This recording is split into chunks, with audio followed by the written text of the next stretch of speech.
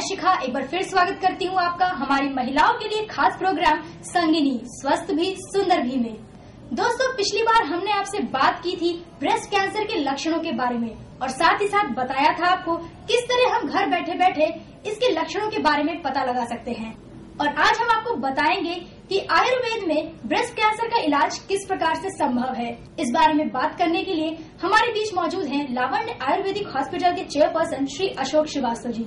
नमस्कार सर, स्वागत है आपका हमारे इस प्रोग्राम में। सर, सबसे पहले तो मैं आपसे ये पूछना चाहूंगी कि अगर किसी महिला को पता चलता है कि उसे ब्रेस्ट कैंसर है तो उसे क्या करना चाहिए?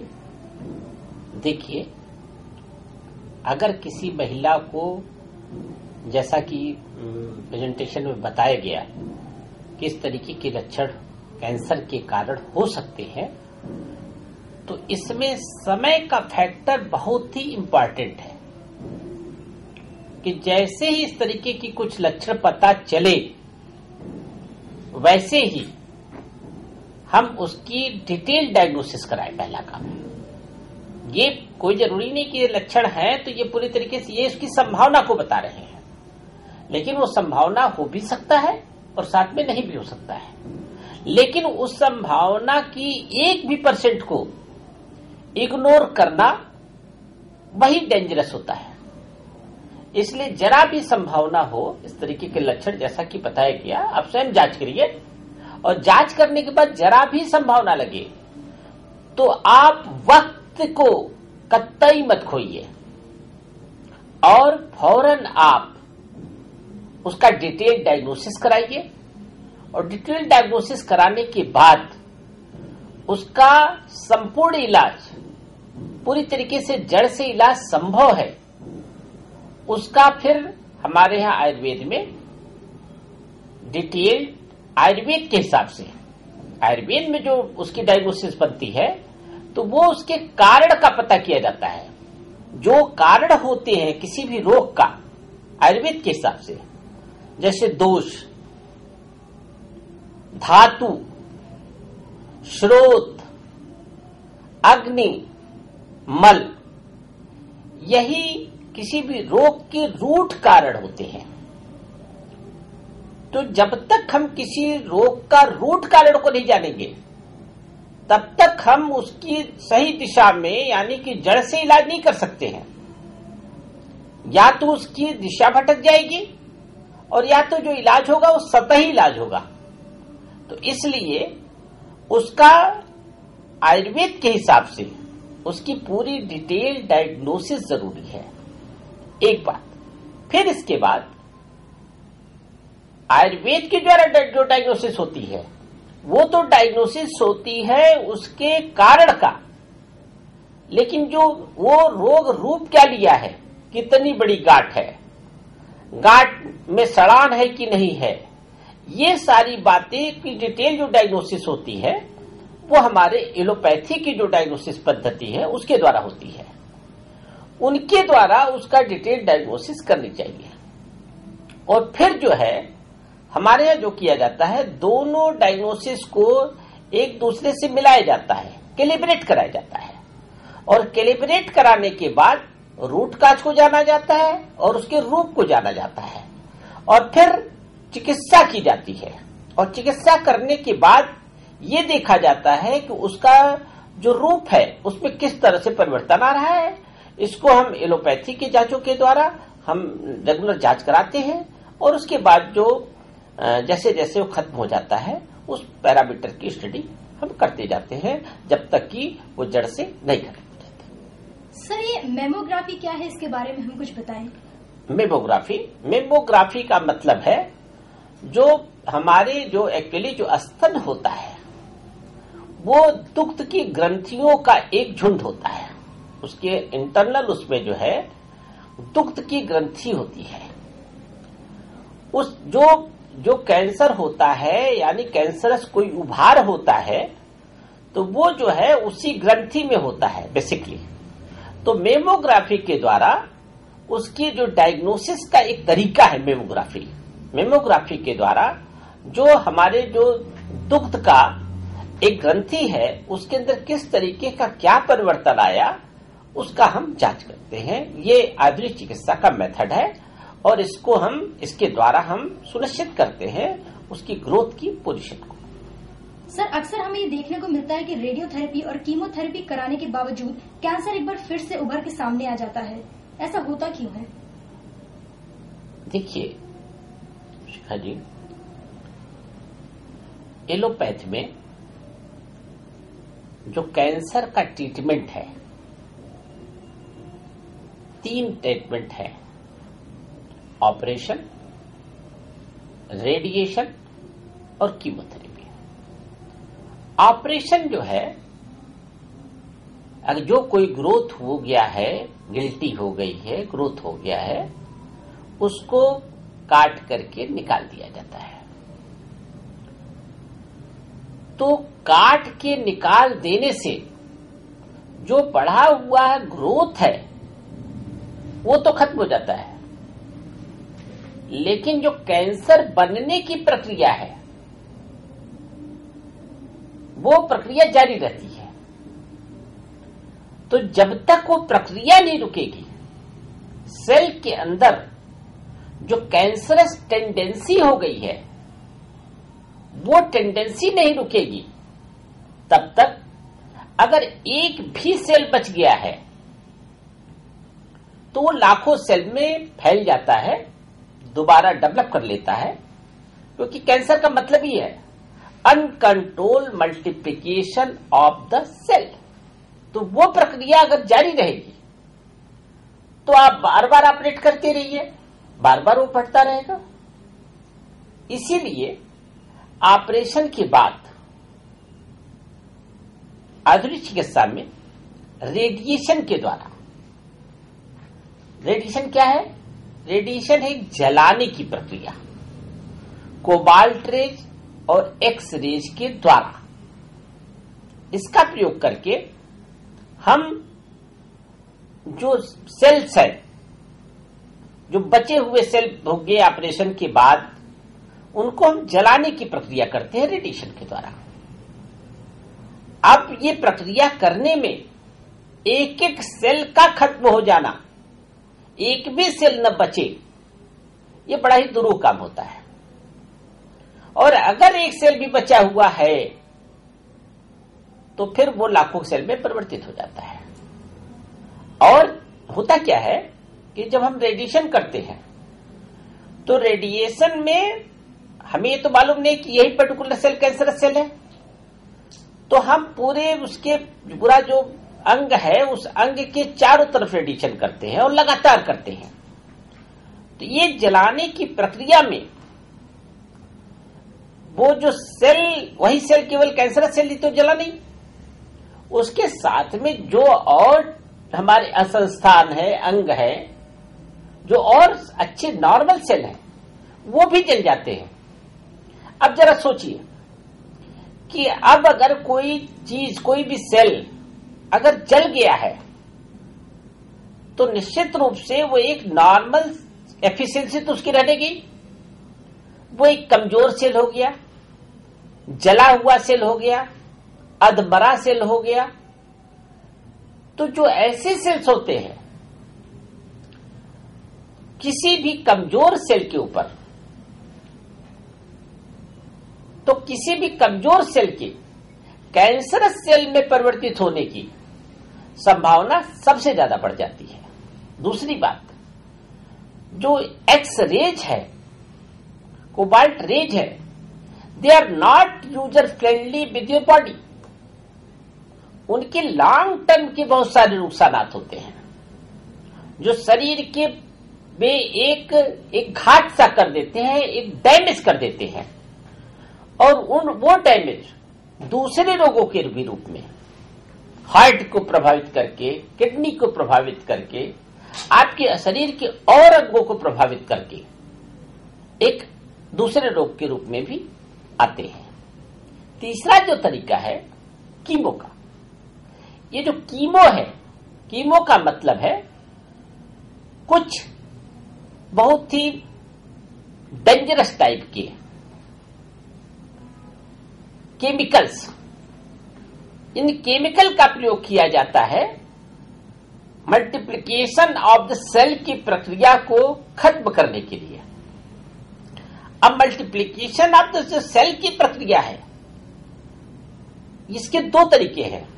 एक तो एक नॉर्मल मल्टीप्लिकेशन, शरीर में डेली नॉर्मल मल्टीप्लिकेशन सेल्स का होता ही है। कुछ सेल हमारे शरीर में बनते हैं, कुछ सेल हमारे शरीर में मरते हैं, but that is a normal multiplication. लेकिन जब उस व्यवस्था को, जो हमारे बॉडी की हर टिश्यू की एक व्यवस्था है, जब उस व्यवस्था को भूल करके वो अनाप शनाप डेवलपमेंट होने लगे, एक अंडे का रूप लेने लगे, तो इस तरीके का जब एबनॉर्मल ग्रोथ होता है, तो वो ग्रोथ, तो फिर इसका रेडिएशन और कीमो से कुछ दिन के लिए तो आराम मिल सकता है कि कुछ दिन आपने वहां पे काट दिया, वहां नहीं दिख रहा है, लेकिन बाद में वहां दोबारा भी हो सकता है और दोबारा और विकृत रूप ले सकता है, और उस अंग के अलावा दूसरे अंगों में भी, जिसे मेटास्टेसिस कहते हैं, वो मेटास्टेसिस होकर के दूसरे अंगों में भी कैंसर फैल सकता है। इसीलिए रेडिएशन और कीमो की जो सलूशन है, जो मैनेजमेंट है आधुनिक चिकित्सा का, ऑपरेशन, रेडिएशन, कीमो, वो सिर्फ टाइमिंग मैनेजमेंट है, कुछ दिन के लिए मैनेजमेंट है, वो दोबारा होने की संभावना उसमें रहती है। तो दोस्तों, अब वक्त हो चला एक छोटे से ब्रेक का, लेकिन कहीं जाइएगा नहीं, क्योंकि ब्रेक के बाद हम देंगे आपके खतों और ईमेल्स का जवाब।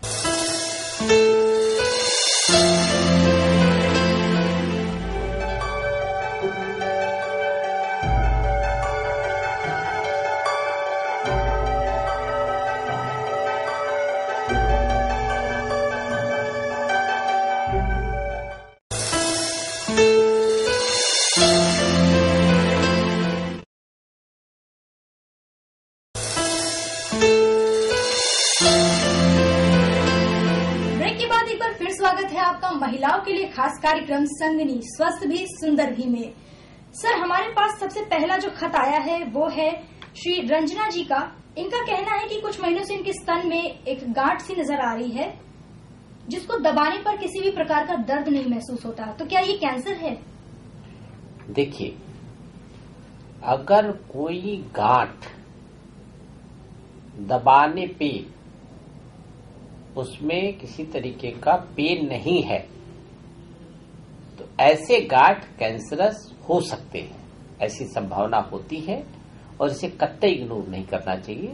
इसका समय रहते ही मेमोग्राफी करा करके और साथ ही इसको एक कैंसरस वो समझते हुए भी उसका पूरा डायग्नोसिस करा लेना चाहिए और उसका इलाज करा लेना चाहिए, वो पूरी तरह ठीक हो सकता है। तो देखा आपने रंजना जी, स्तनों में होने वाली किसी भी प्रकार की गांठ कैंसर का रूप ले सकती है, इसीलिए आप इधर उधर ना भटक कर आयुर्वेद से इसका जड़ से इलाज करवाएं। सर, अगला जो हमारे पास लेटर आया है वो है श्रीमती रंजना मौर्य जी का। इनका कहना है कि इनकी 18 वर्ष की बेटी को स्तन कैंसर हो गया था, जिसका इलाज इन्होंने एलोपैथी में रेडियोथेरेपी, कीमोथेरेपी और ऑपरेशन से करवाया। कुछ दिनों के लिए आराम तो मिला, लेकिन अब इनका कैंसर फिर से एक बार उभार पे है, साथ ही साथ शरीर के अलग अलग हिस्सों जैसे फेफड़ों में और लिवर में हो गया है। तो क्या आयुर्वेद में इसका इलाज जड़ से संभव है? शिखा जी, आयुर्वेद में कैंसर का इलाज पूरी तरीके से जड़ से होता है, लेकिन जो आयुर्वेद की चिकित्सा है वो रिजुनवेट द सेल के सिद्धांत पर आधारित है। यानी जो कैंसरस सेल है वो कैंसरस क्यों हो गया, उस कारण को जानना, फिर जो विषाक्त तत्व सेल में है जिसकी वजह से वो कैंसरस हुआ है, उन विषाक्त तत्व को बाहर निकाल करके उसी सेल को दोबारा रिजुनवेट कर दिया जाता है, दोबारा नॉर्मल सेल बना दिया जाता है।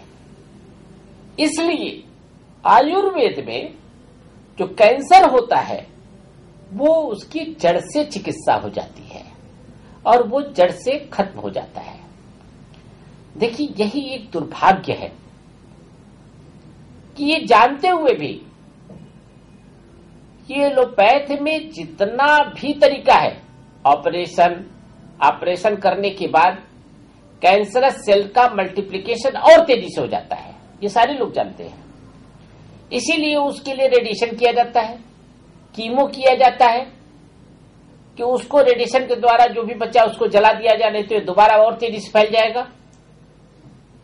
लेकिन ये जो प्रक्रिया है, ये शरीर के प्रतिरोधक क्षमता को और कम कर देती है। सेल्स की जो क्षमता है वही खत्म हो जाती है। इसलिए और अंगों में फैलाव यानी मेटास्टेसिस की जो संभावना है वो बहुत ज्यादा रहती है। इसलिए कैंसर का जब ये मालूम है लोगों को कि जो एलोपैथ खुद कहता है कि हमारे यहां कैंसर का इलाज पहले और दूसरे स्तर तक का तो क्यूरेबल होने की संभावना है, लेकिन थर्ड और फोर्थ स्टेज का जो कैंसर है वो पूरी तरीके से इनक्यूरेबल है। तो फिर हमें दूसरे पैचियों में इस बात को देखना चाहिए जो लोगों ने नहीं देखा।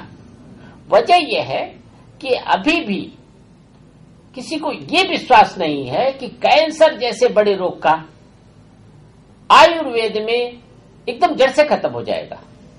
ये विश्वास की कमी ही लोगों को मजबूर करता है। वो चाहते हैं कि हम बेस्ट टू बेस्ट इलाज दें, और बेस्ट टू बेस्ट इलाज जो है वो जो है लोगों को आधुनिक चिकित्सा में ही समझ में आता है। अभी आयुर्वेद के प्रति जो ये विश्वसनीयता नहीं बन पाई कि कैंसर जैसे रोग का जड़ से इलाज ठीक हो सकता है, इसके बारे में हम अभी दुनिया तक पूरी जानकारी नहीं दे पाए हैं। इसी वजह से लोग कैंसर मृत्यु का कारण बन रहा है। That is known as the total detoxification and purification process of the every cell of the body.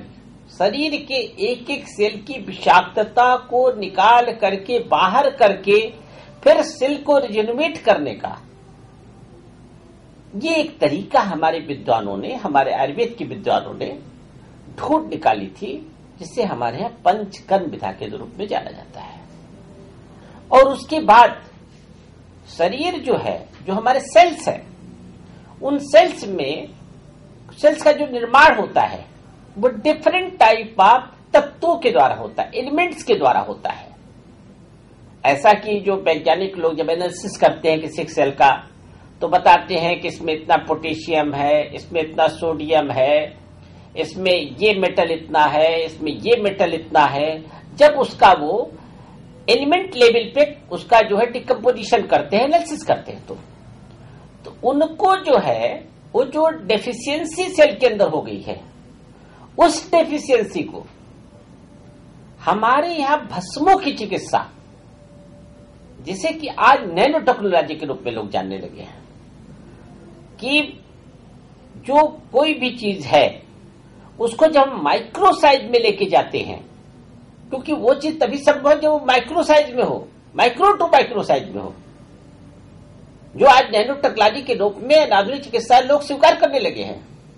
वो विधा थी हमारे यहां भस्म बनाने का, मेटल्स का, रत्नों का, उनका भस्म बना करके उनको शरीर में एक्सेप्टेबिलिटी उसकी क्रिएट कर देने का, ग्राह्य बना देने का, और उसके द्वारा जो चिकित्सा की जाती है, उस चिकित्सा के द्वारा हम जो है उसको हम कंपनसेट कर देते हैं। जो भी डिफिशियंसी सेल के अंदर होती है, वो डिफिशियंसी को जब हम उसको जो है नॉर्मल पोजीशन में ला देते हैं, डिफिशियंसी को कंपनसेट कर देते हैं, तो फिर सेल के अंदर और उसके डीएनए के अंदर जो एबनॉर्मेलिटी होती है वो एबनॉर्मेलिटी खत्म हो जाती है। और इस प्रकार से हमारे पंचकर्म विधा के द्वारा, रस रसायन विधा के द्वारा, और साथ ही साथ आयुर्वेद में सिर्फ काया नहीं माना जाता है, सिर्फ आप काया नहीं है, काया के साथ आपका एक मन भी है। जैसे शरीर की विकृतियां हैं वैसे आपके मन की भी विकृतियां हैं, और ये शरीर की विकृतियों के साथ आयुर्वेद में मन की विकृतियों को भी जान करके उसकी भी चिकित्सा की जानी चाहिए कि जैसे पता चले इन सिम्टमों के बारे में, उन सिम्टमों को बहुत ही गंभीरता से लीजिए और गंभीरता से लेकर के जितनी जल्दी हो सके वक्त रहते बिना भटके कि पता चला कीमोथेरेपी रेडिएशन करके और आपने और अंगों में फैला दिया है, उसे सड़ा दिया है, अंग ही सड़ गल गया है, उस परिस्थिति जाने के पहले आप वक्त रहते उसका आयुर्वेद के द्वारा जिससे उसका जड़ से इलाज संभव है वो करा करके कैंसर से आप पूरी तरीके से निजात पा सकती हैं। आप जो है रचना जी, आप अपनी बेटी को नई जिंदगी, नए भविष्य की आप कामना कर सकती हैं। आयुर्वेद के महर्षियों की कृपा आपके साथ है और आप पूरी तरह से ठीक हो सकती हैं। तो सुना आपने रचना जी, अब आपकी बेटी का आयुर्वेद में इलाज संभव है, इसीलिए घबराने की जरूरत नहीं, क्योंकि आयुर्वेद कैंसर का रूट लेवल पे इलाज करता है। तो दोस्तों, देखा आपने, स्तन कैंसर अब कोई लाइलाज बीमारी नहीं रही। अगर वक्त रहते हमें इसके लक्षणों का पता चल जाए तो आयुर्वेद के माध्यम से हम इसका संपूर्ण इलाज कर सकते हैं। इसीलिए बिना वक्त गवाए अगर आपको कैंसर के लक्षण दिखाई पड़ते हैं तो इसका तुरंत आयुर्वेद से इलाज करवाएं। तो दोस्तों, घड़ी का इशारा अब हो चुका है, अपनी संगनी को इजाजत दीजिए। लेकिन अगर आपके मन में है कोई प्रश्न या कोई सवाल तो आप हमें बता सकते हैं feedback@lavanyatv.com। तब तक अपनी संगनी को इजाजत दीजिए। अगले एपिसोड में हम फिर आपसे मिलेंगे कुछ नई बातों के साथ, कुछ नई समस्याओं के साथ। तब तक के लिए नमस्कार।